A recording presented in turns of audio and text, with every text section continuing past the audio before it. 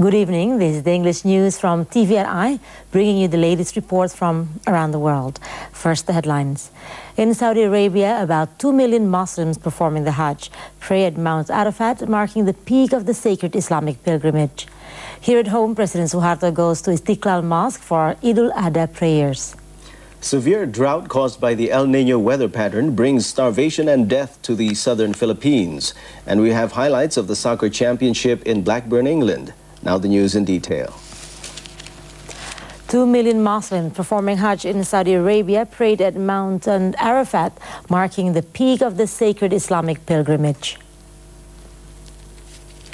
Pilgrims, some with umbrellas to shield them from the desert sun and 35 Celsius heat, made the journey from the plain of Mina, where they spent the night, to Mount Arafat, where Prophet Muhammad gave his last sermon 14 centuries ago.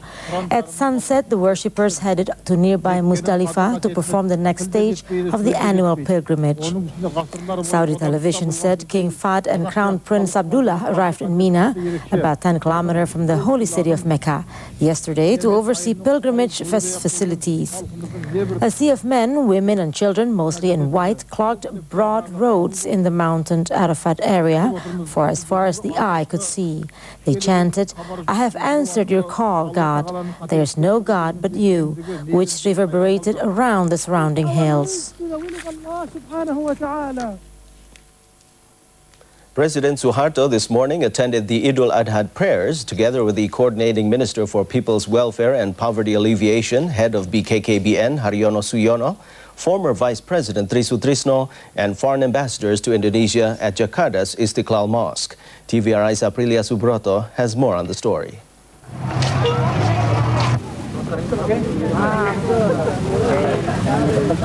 Assalamualaikum warahmatullahi wabarakatuh. Allahu Akbar, Allahu Akbar, Allahu Akbar. La ilaha illallah, Allahu Akbar. Allahu Akbar, walillahil hamd.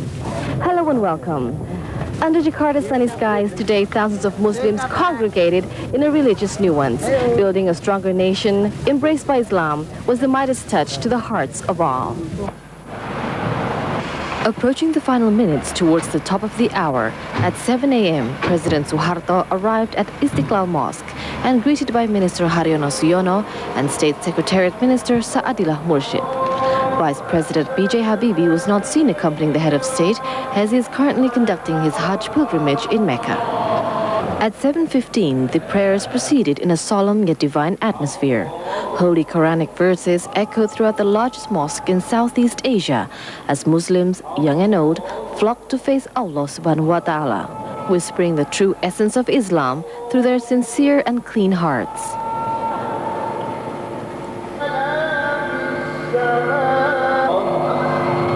Acting as the Imam or prayer leader was Haj Nasrullah Jamaluddin, while Vice Rector of IAIN Sharif Hidayatullah, Professor Dr. Haj Ahmad Sukarja, was featured as the sermon presenter.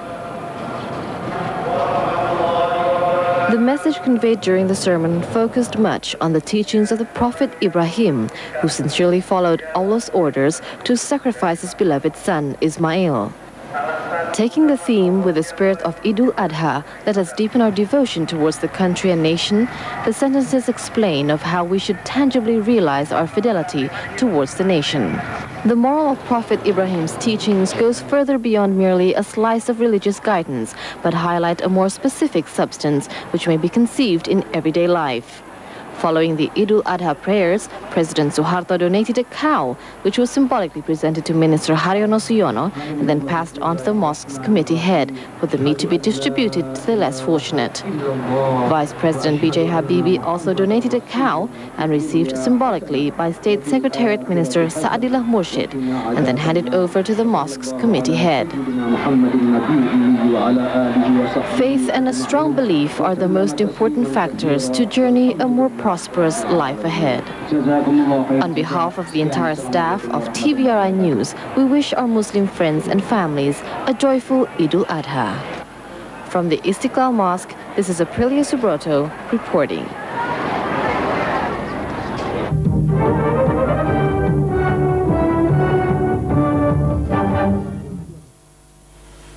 Those were the headlines. Next, in the UK, peace talks are held to end the 29-year conflict in Northern Ireland. We also take a look at the latest development in the Middle East. This story and more world reports will be in the next segment. First, on the current peace talks in the UK. Northern political leaders yesterday were trying to hammer out their remaining differences, with 4 days left to strike a historic peace agreement in a bid to end 29 years of conflict. Local folk singer Tommy Sands and his cellist from Sarajevo welcome delegates to Stormont Castle with words and music of hope for a Northern Ireland settlement. Their message to the politicians is keep going. So they are, with the general tone one of cautious optimism. If people get away from the posturing and concentrate on the practicalities, then the difficulties can be overcome. The reality is we are very close to an agreement. There are still gaps. We have been negotiating over those gaps over the weekend, and I believe those gaps can be narrowed. What I find most encouraging is the political leaders' determination and their courage to find an accommodation this week, as a number of you have commented in your own papers, I think is very impressive. The nationalists of Sinn Féin went into the closed-door discussions without making a statement. But it's not expected that their hard-line views have altered, unless they're keeping their powder dry. Attention centres yet again on Independent Chairman George Mitchell. He's presenting a paper outlining the main areas of agreement and disagreement and containing a blueprint for a final settlement due by the deadline of Thursday. This paper and how the parties react is crucial to the whole peace process. Israeli Prime Minister Benjamin Netanyahu hailed yesterday the findings of a Palestinian Authority inquiry that Muslim militant group Hamas bomb maker Muhi ad-Din al-Sharif had been killed by his own side. The Palestinian police investigation of the killing has netted 5 suspects, all Hamas members. Interrogated at Ramallah's police station, at least one man implicated Hamas in the death of master bomb maker Muhi Sharif. We had clear confession from one of those who have been arrested that those who killed Muhi Sharif were the people, they were members of Hamas. Both Hamas and Sharif's family reject that conclusion. His father says if a Hamas member was involved, he must have been a traitor in Israel's pay. The Israelis are involved with this, he thinks that. So he thinks Hamas, if they have any trouble between themselves, they will solve it between themselves. He thinks that they will not kill him. Benjamin Netanyahu, who's claimed innocence all along, hopes this will avert revenge attacks. He's pleased with the Palestinians' handling of the investigation. It shows that if the Palestinian Authority wants to, it can fight terror. And what is required now is the systematic, continuous, and effective battle against terrorism, the terrorists and their infrastructure, that I think would pave the way for the resumption of the peace process. But Israel faces other problems, and a roadside bomb in southern Lebanon, which killed a Lebanese civilian, threw further doubt on an Israeli pullout from the self-declared buffer zone. It seems unlikely Lebanon has the will or the capacity to provide the security Israel demands. And Israeli Arab frustration is threatening to boil over. Thousands went on strike and protested over the demolition last week of unlicensed homes in an Arab village. The Jakarta's District Military Command is to assist the city's police force in solving cases of missing persons. Commander of the Jakarta District Military Command, Major General Shafri Samsudin, after the Idul Adha prayer, said that he is concerned over numerous reports of missing persons. Asked about students' demonstrations, he said that such an activity is a moral and intellectual movement which could positively contribute to the nation's development. However, the military commander cautioned against radical movements, and he emphasized the need to guard ethics and avoid offending others. Meanwhile, head of the police's information department, Brigadier General Da'i Bakhtiar, at a press conference yesterday, said that the police will tolerate demonstrations held inside campuses, but would not tolerate such actions outside the campus premises. All the campus demonstrations must still abide the law and norms of religion. The police force respects the campus authority, but the law must be upheld. Dengue fever has become a serious health problem in Indonesia, especially in the city of Jakarta. All areas have the potential to spread the fever, except for the Seribu Islands district, which is immune to the disease. Up until March, 715 people have caught the disease, with the highest concentration in North Jakarta, with 167 people. South and East Jakarta with 149, Central Jakarta with 132, and West Jakarta with 118 people. From these cases, 6 people died. Compared to last year of the same month, the figure is lower. Of the 1,577 sufferers, 10 died. The Aedes aegypti mosquito, which lives in clean waters, is the cause of the plague. Therefore, water catchments must constantly be checked. This year, dengue fever is expected to rise in the month of April and reach its peak in May, June, and July. Therefore, the Minister of Health, Anfasa Muluk, urges the public to improve sanitation of their neighborhood and to immediately bring those who catch the disease to the nearest hospital. Severe drought caused by the so-called El Nino weather pattern has reportedly brought starvation and death to the southern Philippines. Nearly 1 million people are believed to have been affected by the 9-month-long dry spell. The land on Mindanao is barren from a devastating drought. The dry spell has lasted for 9 months and the consequences are drastic. The drought, blamed by experts on the El Nino weather phenomenon, has ruined crops and left people desperate for food. This is the worst dry spell that I have encountered in my lifetime in this area. And the situation is rather critical because people are dying of hunger. Villagers struggle to survive by eating what they can, no matter how rotten it may be. Malnutrition is causing serious concern, and health officials fear families are risking their lives by eating wild yams, which are poisonous if not cleaned in running water. Desperation has turned to anger, and locals have taken to the road to find government officials. Emergency rations have been provided, but farmers want interest rates cut to ease their plight. People struggle on and hope that the rains will come and enable them to grow the food they desperately need.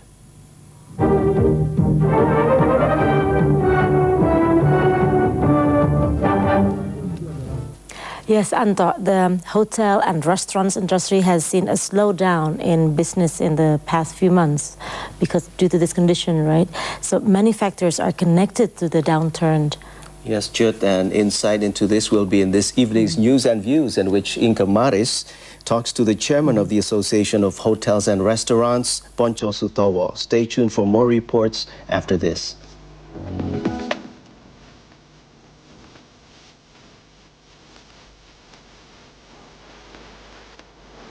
The financial crisis, the smog which has enveloped Southeast Asia, have all contributed to the downturn of the hospitality industry in the region. With me is Poncho Sutowo to discuss the problems faced by the industry here. Chairman for the past 8 years of the Indonesian Hotels and Restaurants Association and owner of the Hilton Hotel chain in Indonesia, Poncho has been in the business for something like 20 years. Pak Poncho, we hear reports of declining occupancy rates with the result of lower numbers of visitors. How bad is the situation right now? Yeah, for hotels, very bad. In Jakarta, for example, in month of January, which should be, on average, should be 60%, we experienced below 30% last month, which is the lowest in the history for the last, 15 years, maybe. Is it the same all over the country, in other cities? Maybe not as bad as Jakarta, but basically, yes. Why is Jakarta the worst off? For Jakarta, I think the most important, we have to look at tourists. Two people come to the travelers, one domestic tourism. They're not decreasing. They're still a great number. But the foreigners come here because two reasons. One is for the business, because a number of big businesses been cancelled. So automatically, no much business will come to Jakarta. For the leisure business, because they're worried, because you have to remember the most important factor is wherever people go, they have to feel safe first. No matter how cheap or how attractive the destination, they don't feel safe, they don't go. Are you saying that there is a perception abroad that we in Indonesia here, there's no safety and no security? Yeah, we can't say no security or no safety, but it's less secure, or less safe compared to it used to be, because we are not very lucky for the last maybe 6-8 months. We have forest fire, we have aircraft accidents, we have crimes, increasing social unrest, and the report of many unemployment rising, which people pictures will be a lot of riots and so on. The basic problem that we are facing on the industry now, because of the crisis monetary, everybody blame on the monetary crisis. Matter of fact, if the local currency depreciating, we should enjoy it because it's cheaper for people to come here. We experienced in the past when we have a currency deflation in 86, then the volume of tourism increased. But when it's not safe, when it increases, this happened in China maybe when you have the Tiananmen Square. They lost 70% of their foreign arrivals. What is TVRI, the Hotels and Restaurants Association, doing about it? Well, we try to do, since last year, we try to promote ourselves and give a better picture. We contact our friends, International Hotel Association in Netherlands, our conference. What can they help Indonesia to give a better pictures? We're not as bad as they think, mostly exposed by the international media. Even to on an ASEAN basis also we are give some cooperation how to give better pictures. But is there a kind of a concerted campaign to change this image? Yeah, the problem is the hotel association only is not enough. It should be the whole country campaigning. Unfortunately, government have a lot of problems, so they are busy with their problems. And we have the Indonesian Tourist Promotion Board is more or less in capacity because there are internal problems to do anything to counter, give better pictures. These are the problems now. Do you predict any rationalization of staff in the hotel industry? Well, we try to, as long as our we can hold because of two reasons. Number one, you have to remember in industry, the skill is in with the people. It's not easy to replace because depending on the human resource is very high. So if you have to do savings, in what areas would it be? We have saving on energy, saving on a lot of using local products. But number two, when we have nationalization, we even create more problems by giving a worse image to the country. So many unemployment. So we try to do as much, give a better image for the country. I think in Indonesia, compared to 1966, we are much better off today. But people are so afraid. The picture is so bad that we even like a big riots and so on. How long do you think is this situation going to persist? If we settle our political, I think we hope to be settled for the next couple of months on the image sides. Then we can see the business-wise. And after that, and then we can count on the money side, whether how much we lost and so on. Other than these reasons that you've given, is it true that we in Indonesia also are facing a glut of hotel rooms in the 4- and 5-star hotel sector especially? Well, in some areas, yes, some area not, because we experienced 2-digit growth for the last 10 years. So people tend to anticipate that we're building more hotel rooms. And when the trend is reversing, instead of increasing double-digit, we are losing double-digit less. So it can automatically become surplus. Is this due to over-optimism? Yes, a little bit to the next and last time, because people, when you see promote tourism, what they do is build hotel. Lastly, on a different subject, Pak Ponco, as a businessman, how do you see prospects of success for the currency board system? I'm not the expert on the currency board or monetary. I'm not a monetary expert. But as a businessman, how do you... From what I understand, the monetary board is to help stabilize the currency, which is very important for decision. The problem is not how much the exchange rate, but whatever is fluctuated, nobody have confidence and the problem, so it's the most important. But currency board basic fix it, you lose flexibility, is very difficult. So we have a chicken and egg situation where we have the fixed rate first, and then you can either control, or you have control first and you have a stable exchange rate. So difficult because currency board system, although it's been worked successfully, but in a very small scale. I don't know whether it's a big scale in Indonesia you can really do that easily. Thank you, Poncho. Well, it's now time to go back to Studio 4 for TVRI News. See you again next week, next Tuesday on News and Views.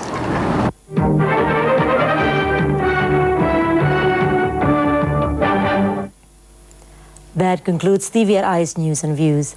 Next, we take a look at a report of an explosion of a fishing boat in the U.S. And to close, we have sports news on the latest soccer match between the Blackburn Rovers and Manchester United. A large fishing boat engulfed in flames has exploded off the coast of New Hampshire in the United States.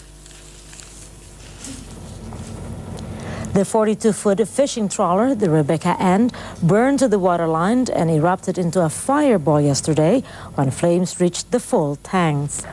Crew members escaped to a life raft and were picked up by the United States Coast Guard 20 miles off the coast of Portsmouth, New Hampshire.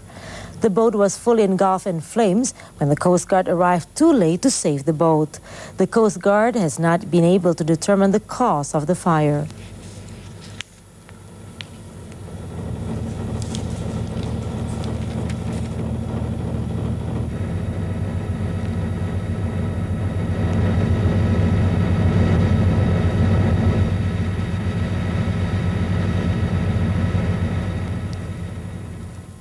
And in sports, Manchester United have kept the Premier League title race at boiling point by coming from behind to beat Blackburn Rovers, one of the challenging pack, 3-1 away. United fell behind in the 32nd minute after Gary Neville brought Damien Duff down in the area and referee Gerald Ashby awarded a penalty.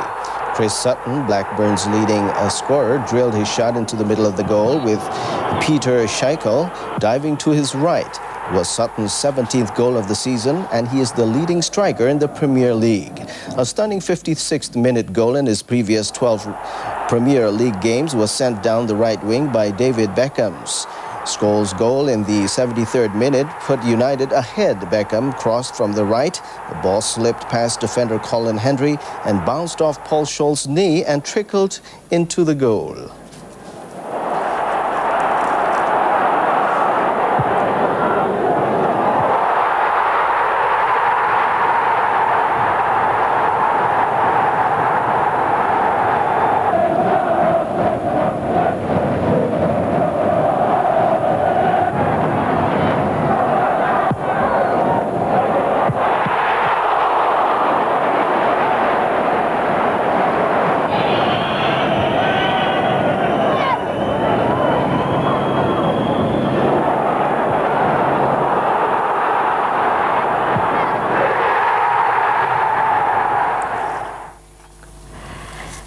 That's the news for tonight. Tune in again tomorrow evening for more reports on TVRI. I'm Syahnas Inke. And I'm Ahmad Setianto. Thank you for joining us and good night. Good night.